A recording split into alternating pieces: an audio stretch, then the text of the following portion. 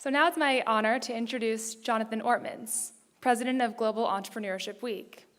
Piloted in the United States in 2007, Global Entrepreneurship Week now inspires the under 30 generation to explore their entrepreneurial potential in more than 120 countries. Jonathan is an economist by training. He's had 2 startups and 2 exits, first in microchips at the age of 19.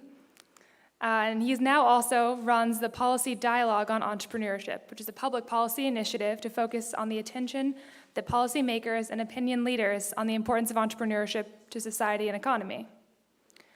A true DC man, as you'll be able to tell by his accent, Jonathan additionally serves as the president of the Public Forum Institute, an independent, nonpartisan, non-for-profit organization that enjoys strong bipartisan congressional support in fostering public discourse on the major issues of today. No, he did not ask me to say that.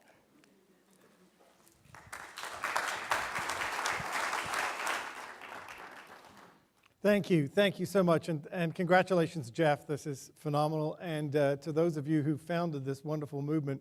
You know, before I start, I do want to mention there's one other thing in my bio which is probably worth referencing, given what's been said already this morning, and that's I'm also one of the representatives of the Kauffman Foundation as a senior fellow from Kauffman. There are several of us here. Ted Zoller's here, who also has an affiliation with Kauffman, and you're going to hear from Katie Peterson tomorrow. But I wanted you to know that because we're all going to be around and happy to think with you about any of these programs. So, for example, if you look at the ones that were mentioned this morning, just a few minutes ago, Maker Fair, Startup Weekend, obviously Global Entrepreneurship Week, but many of the initiatives that have been mentioned, obviously, we are deeply behind analyzing the performance data around what works and what doesn't work as an intervention, and certainly want to be helpful in that regard. Now, let me see if I can find my presentation here, and somewhere here there will be a picture of me to remind me that it's mine. All right, there you go. Great. All right, so today I'm going to spend a few minutes talking a little bit about what I think is happening from a global perspective, but also try to narrow that down towards the end of our time that I've got allocated here to what you might be able to do to participate in that. First of all, I have to say, in your job, you could not be doing this at a more exciting time. I think the fundamental dynamic, following up on the last presentation that's occurring, is that you're seeing a dramatic shift from institutions to individuals.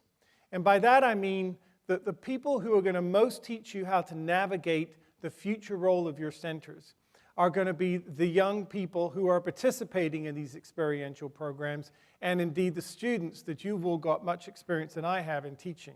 They're going to be the ones that are going to tell you things. We had a conference at the White House last week with university presidents talking about entrepreneurship, and one of the speakers at the front turned around and said, look, you guys need to understand, we are going to have your lunch.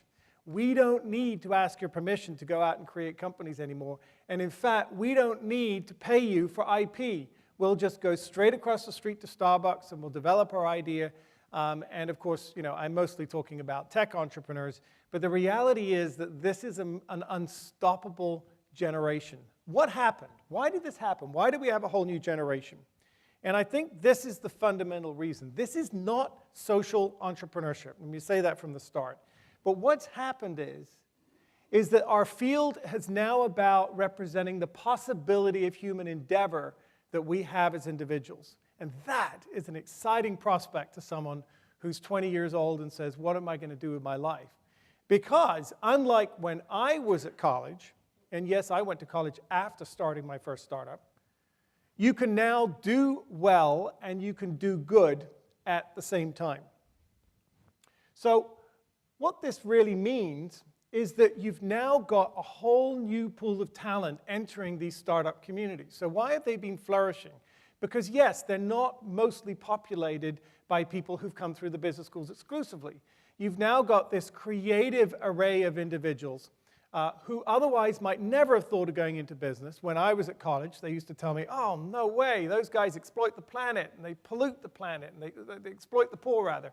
That's the baddies path. No, I'm going to go join the Peace Corps. I'm going to change the world. I want to make my mark in the world. And of course, now as a startup, you are popular among your peers. And the exciting part of this is that there is a recognition that you can use the marketplace to do well. So you've all heard of Tom's shoes. I could give you 36 more examples. I try to collect them every single day. I try to collect another example of this. And of course, the story of Blake, who's one of our big champions, who decided that you can certainly create a company and do good at the same time.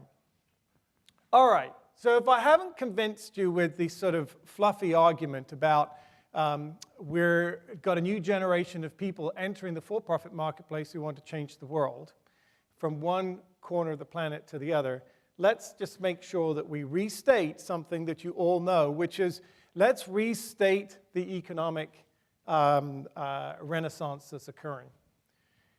The top fact there is the one that fundamentally has transformed what we're doing here in Washington, D.C., but it's also one of the primary reasons that I have visits from delegations across the globe. At least one country comes to see us every single week.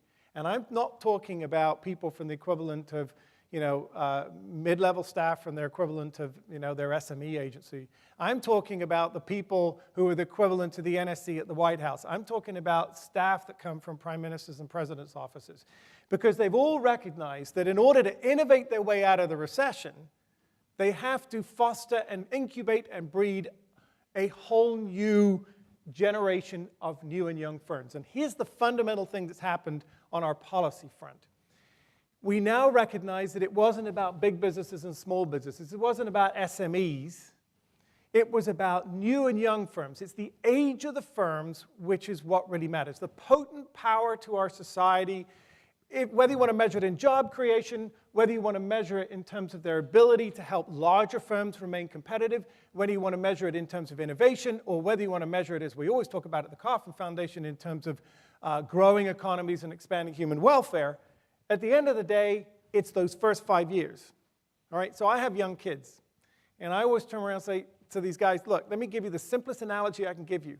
Whatever you do, you have to babysit those firms, do everything you can to remove absolutely every single barrier in their way. And this afternoon, I'm very proud because Kauffman Foundation Research has been very much part of this. You'll be hearing from 2 staffers up on the Hill who understand this and whose bosses, along with many, many others, have been driving startup legislation, not entrepreneurship legislation. I was up on the Hill talking about entrepreneurship, and I suddenly woke up last year and realized, you know what? We got it all wrong. It's not about entrepreneurship. The word you have to use is startups. Unfortunately, on the Hill, I think that semantic change has now changed the dynamic of what is now a very nonpartisan narrative around helping these new and young firms. All right, lots and lots of data. So we took the Startup Act at the national level, by the way, and if you're interested in it, I've got these and we'll be around. This is our Startup Act for the states. So this is what you can work with your governors on. If you want to babysit these new and young entrepreneurs for their first 5 years, here are the specific things that our research has come out and said you can do. And by the way, they're not the traditional things that you'd see the small business agencies necessarily advocating. And most of them are revenue neutral. All right, so so the economic case is very, very interesting. I wanted to throw one other point up here you can all read. But one of the interesting things, I was going to ask you this question before I showed it on the slide, but I was going to say, what's the average age of a US-born tech entrepreneur? Anybody want to guess that? That's not actually up on the slide. Average age of a US-born tech entrepreneur. All right, go ahead. 41? You're close, 39. All right, but this is the interesting thing, is that it's 45 to 54 is where we got the highest rate of entrepreneurial activity. So what does that do? How does that jive with what you guys are doing with students? Well, here's what's really occurring, is that you've now got social, open, global, and organic people in startup communities across the globe. We are in 125 countries now with our project. We're forming, in many of them, we've already got the legal boards and entities driving this, but we've got teams on the ground in every single country. And so we're listening constantly to what's going on. And I can tell you, the world, if you want to look at it in terms of US and the rest of the world's eating our lunch. I have to give that message in Washington. If you want to look at it from the point of view of the possibility of human endeavor, I tell you this is so exciting. Because you've got people who are completely blind to culture. They're blind to age. They're blind to any of the dynamics that are occurring. They're even blind to language. I get a number of people who still haven't quite figured out that I'm using Google Translate when they all think I speak 6 languages. But this is the main thing that's going on, is that it's about teams. It's no longer the individual. You know this. You've seen that with this experiential projects. And the teams ultimately, those teams are now no longer, even overseas, looking at this as a notion of starting a business that succeeds or fails. What they're looking at is this notion that they're going through an iterative experimental process, rather like the kind of Steve Blank theory, the Eric Ries theory, of constantly validating ideas and being cautious about when they actually start that company, and looking at potentially reforming the group, reforming, recycling the idea, and welcoming any luck and serendipity that comes into the process. So yes, you've got this very, very organic process of new firm formation, and it's occurring across national boundaries. Things like Startup Weekend being in 300 cities, you can imagine that. I mean, we'll have all the Startup Weekends come to one location in Rio next March. And those guys, when they come together, it's kind of like they get each other instantly. This is a global phenomenon. It's extraordinary. It's almost like the startup culture has got more in common with each other than often these startup communities have with their own seniors. So what is the other reason that we're seeing this? And this is really the fundamental thing, that it's now about informal networks. So everybody is wired under the age of 30 without having to think about the fact that they know how to network. And so what we're really seeing is the leveraging of networks is much more powerful than access to content or teachers. So they're able to go through networks and answer every single problem they have. Networks will help them find the right co-founder of their firm. Networks will help them find the right founding team. It'll help them find the angel investor. It'll help them find the people that they're going to test this part of their idea with and that part. It'll help them go through the iterative process of getting the formula right, so at the end of the day, they produce a firm that succeeds. All right.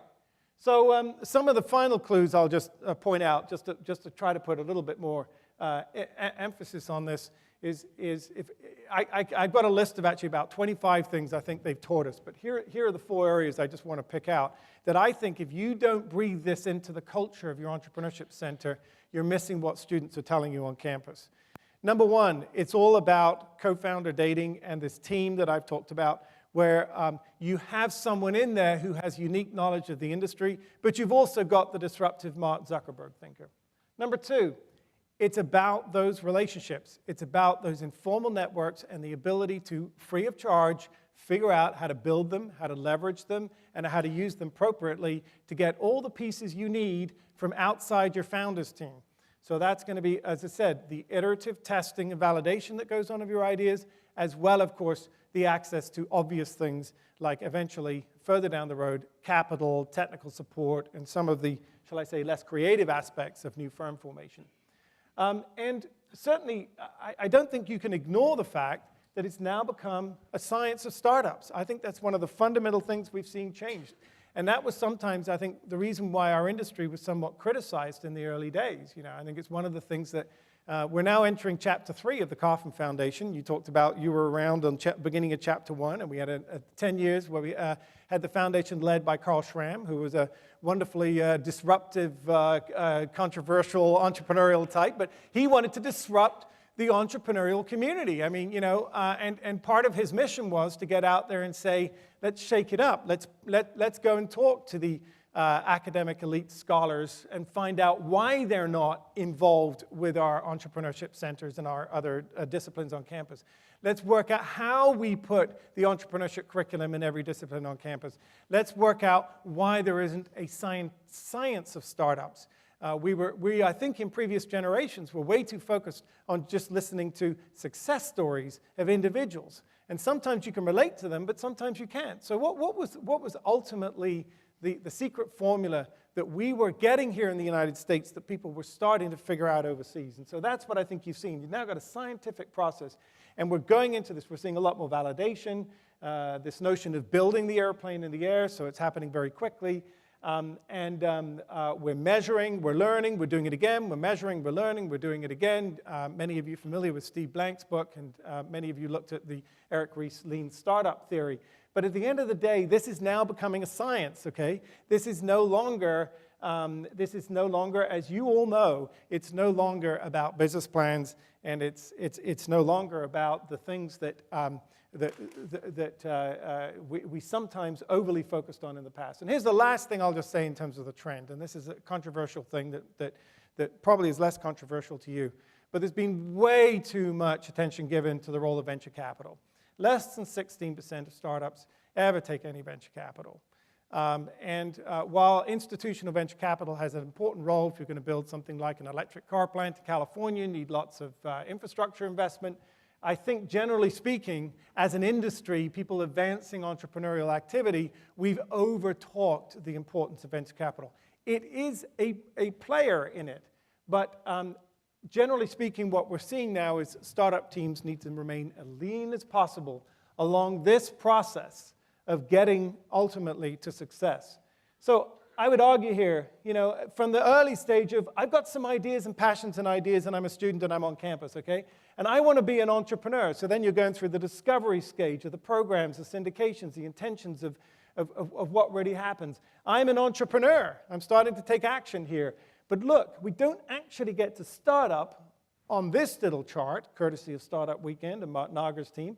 You don't really get to here until you're actually 4 little circles, we call them compasses, up the ladder, okay? So what you're really seeing is people bootstrapping longer. They can afford to fail the idea. They're looking for any possible way that they can test and validate and go through the iterative process of getting that formula right as long as they possibly can. They've got to go on and on and on and on and on before they take venture capital money. All right. So on this, the other primary thing I think that's happening on the policymaker side is that at the end of the day, one of the things that we have been doing wrong, I think, is that we've been trying to constantly predict the outcomes of our interventions.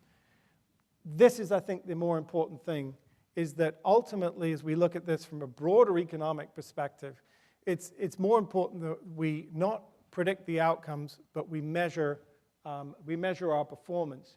And I would argue that from a broader perspective, what these trends I've been talking about are doing is telling us that really we have to measure the rate of new firm formation more than we have to necessarily constantly be looking at whether or not we're having an impact on, for example, IP revenue, or whether we're having an impact on GDP, or a whole range of other issues. It's the number of firms we churn out. When I went to visit Cambridge University, at the end of the day, I thought, what's really exciting about this place is the number of firms that are walking out the door as a result of that. And I think also the students and the research communities that you try to talk to and help, I think at the end of the day, that is becoming a more important measure. And I won't go into it today, but there's a super conference happening next week, by the way. But there is an increasing number of ways to measure this on the global scale. We're looking at this very carefully at Global Entrepreneurship Week in terms of measuring how much impact we're having in building startup ecosystems around the world. But at the end of the day, there is plenty of people. The Kauffman Foundation has been supporting the World Bank and the OECD and a variety of other research indicators. I don't think anybody, frankly, has really got this exactly right, because everybody's coming at it from a different angle, and it's a very expensive and complicated thing to do to figure out how you collect the data, and is your methodology accurate when you're dealing with a lot of sort of developed and developing countries. But at the end of the day, this is what you're going to have to look at. You're going to have to look at whether or not you, as a group of universities that uniquely have this interface with so many of our nation's future potential entrepreneurs, whether at the end of the day, as a nation, we're having an impact. Because what I'm witnessing from spending 90% of my attention outside the United States is that there's frankly, unbelievably exciting things happening in Nairobi. I've just come back from Moscow last week. Unbelievably exciting things happening in Moscow, despite all the other things we read about in the paper. We even had teams of people working on companies in Libya right in the middle of the fighting. So I think there's unbelievable potential here for us to look at this from a global basis. And I think that potential is yours in terms of how you find a new role looking to the future. I can talk about many programs that we have at the Kauffman Foundation, but I'm going to spend a couple of minutes talking about Global Entrepreneurship Week. It is something that I think might give you an opportunity to test and validate how much you want to play overseas. I know one of our deans mentioned that they had a business plan competition in China, but I think I'm thinking actually in a little bit more of an out-of-the-box way about how your entrepreneurship centers can play. And let me begin by telling you something. When we get overseas, and we often bring together all of our players, we only do it once a year in March from all the countries. We have 3,500 people come in from their entrepreneurship ecosystems, and we host it in a different country each year. It's called the Global Entrepreneurship Congress. And by the way, you're all welcome to come. I'll put the website up later. It's GCEC 2020. Jeff's coming, I'm sure, and he'll invite you all along. But you're all welcome to come. There's no cost except for your travel. But the thing is that they often turn around to me and say, you know what's dumb about this? And that's, we have this, United States has this reputation of being the holy grail of startups and entrepreneurship and high growth firms. And yet we don't get an opportunity to talk more with companies, with institutions rather, in the United States about how we can better what we're doing in this country. And you've got, universities like Babson and others that I think are doing a better job about playing overseas. But I want to let you know, this isn't you having to go out and push what you do outside the country. This is you. This is them pulling from you. They're going to be happy to initiate the relationship if you're interested in playing in this global network of startup champions, because ultimately they want to have a relationship with you more than you want to have a relationship with them. So I'm just telling you, this is not going to be hard for you if you're interested in doing collaborative projects. And some of you already do. I know the University of Wisconsin does something with some Dutch universities. There's a variety of other connections many of you have already got. By the way, what is Global Entrepreneurship Week? Well, let me just get some facts out there for you. It's last November. We got the next one coming up November 12th. Of this year, but last year we had 33,000 or nearly 34,000 events. You'll see from the data there that we have. Get that over here. About 7.5 million live attendees. You have lots more people participating online, but they occur simultaneously in 125 countries, and the way we've executed this is we've built relationships with more than 24,000 organizations around the world, universities, high schools, entrepreneurial support organizations, startups, service providers, and got them to come to us and say, okay, at least in part, we do something to build the entrepreneurial ecosystem. We will be having a session this afternoon at 4:30, the regional ones, and there's an international one if you're interested in it, where you can get more information on this, and we can certainly make these impact reports available to you. But the way it's done is these organizations often take pre-existing events that they're already going to do, and they tie them into an Entrepreneurship Week, and I'll explain strategically why they do that in a minute. And then the second thing is they create their own, and that's by far the most interesting. Where people turn around and say, there was a college in California, I loved it. They said, we want to be the first event happening in the United States, so we're going to have a 24-hour film festival, okay? So they went out and, came up with what are the 12 top films that have been made about entrepreneurs, and they played them for 24 hours. Of course, it was a great media hit because we didn't have the list of films. And the press kept calling up our press guy saying, we're really interested on the list of films. And actually then there was a sort of Twitter conversation going on, well, what are the films? Everybody wanted to know what the films are. What are the films about the great entrepreneurs? But then we have a lot of things which are global things. We have a big startup open competition, which if you're not familiar with it, all of your students can enter if they've done some kind of startup since the last November. And we have we work with EO on the Global Student Entrepreneurs Award. We've got the Startup Cup, which is now spreading across the US. We've got these things called Get in the Rings, which are big, very good, dramatic, televised kind of meet the kind of Dragon's Den type competitions that occur in different countries, and so forth. I can cover any of these more. But what I think is really I can come back and cover any more if we have. But what I think is really important to say, why are we doing this? Because at the end of the day, what our vision is, we want more people around the world ferreting out better ways of doing things. And it comes back to that first slide I have. If you think that the real power of entrepreneurship is, of course, economic value and building economies, but if the real power is that it opens up the possibility of human endeavor, as Jeff said in the theme of this conference, which I love, we need more entrepreneurs. And I know people turn around and often say, oh, there's plenty of ideas. What we really need to do is help entrepreneurs do, to really do things with those ideas. I dispute that. You want more and more and more and more ideas, more experiment, more testing, more open, innovative thinking, open source sharing of ideas. And we can never have too many ideas. It means that we can afford to discard more of the poor ones.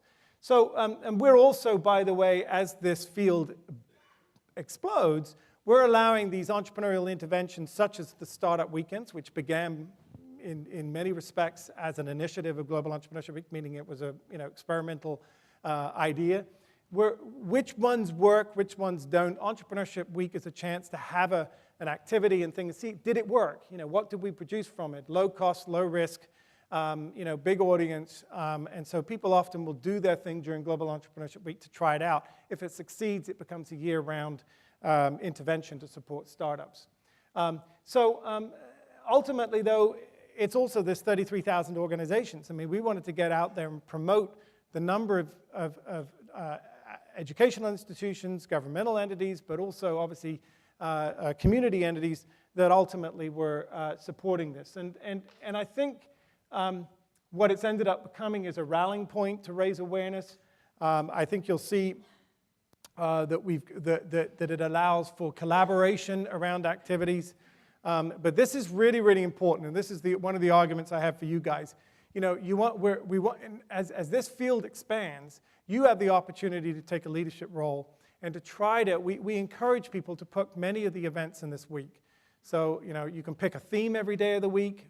You could go to different departments on campus and say, I just want you to do one thing with your students. Stanford makes Wednesday Failure Day, so any department that does anything, it has to be about failures. So if the entrepreneurs stand up here, they can say, well, I have had a success. Kicked off the stage. No successes, just talk about all the things that went wrong. So you can have fun with it, but at the end of the day, we want to avoid event fatigue. So a lot of people end up saying, look, we're going to coordinate with other players, and we're going to do our things during Global Entrepreneurship Week. We'll have a bigger bang for the buck, and we'll make sure that we're able to present one vision and one mission to ultimately reach new audiences, students that don't quite get the bug, leaders that don't quite understand the power of new and young firms to our nation's fabric. And I think we hope that it's a value that it's also powered by the Kauffman Foundation, but it's driven by local teams, it's driven overseas by local boards, and it really becomes what we hope is a powerful way to build an ecosystem without doing this. And that's, we know that programs compete for audience, they compete for funds, and they compete for brand.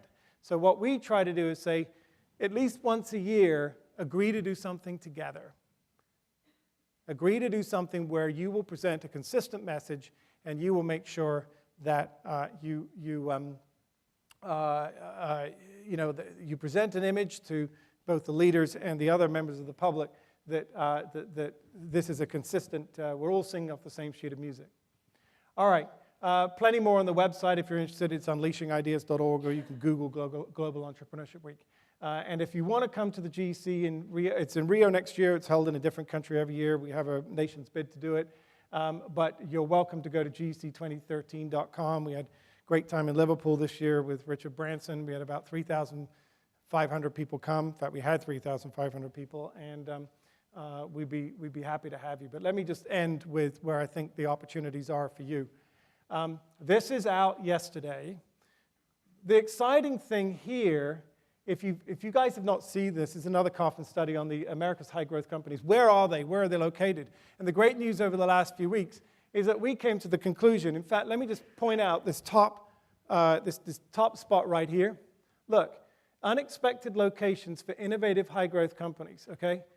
Philadelphia, Nashville, Indianapolis, Salt Lake City, Buffalo, Baltimore, and Louisville. Now, I can also pick a whole bunch of other interesting cities that point out. But anyway, we're beginning to dispel the myth, which is a super opportunity for you, that in fact, high-growth firms all come from Silicon Valley or Boston or Austin, okay? So there's a middle circle here where we think is the great potential, and no disrespect to those of you on either coast, but there's a great opportunity for those of you who are not to be able to catch up, and I'm more than happy to provide more information about this report. Everything we have is on our website. But I hope that in conclusion, you will see your opportunity to not just light your candle across campus with events during Global Entrepreneurship Week, but you'll be able to serve your local as the local epicenter of your entire city and community. The University of Miami does this, for example.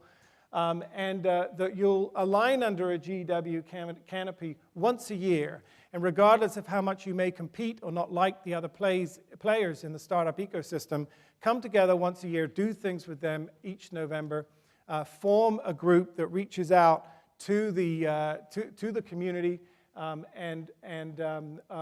think we have underestimated the opportunity for the entrepreneurship centers on campus to really not just be the drivers of what happens on campus and the coordinators of that, but I think also the people who could actually lead and coordinate the entire ecosystem. And why does that matter to you? Because as we were just told, you have to play ball with all the experiential learning programs. This is the best way to do it. And if you're not quite sure what the dancing relationship is going to be like, you know what? It's going to be fine. Go ahead.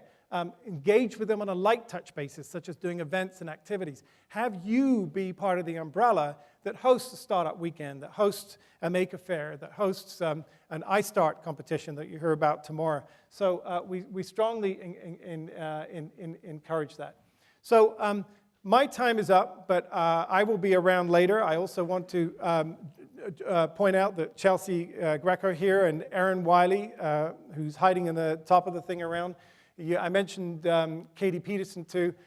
We'd be happy to talk to you any more about either A, the research side, either on the global or domestic level, or B, what we think we've been learning over the last few years about the startup world and how you can maybe reinvent the role that you decide to play in that. And I hope that some of the programs like Global Entrepreneurship Week give you an opportunity to do that without taking on too much risk. Many thanks. Thanks for having me.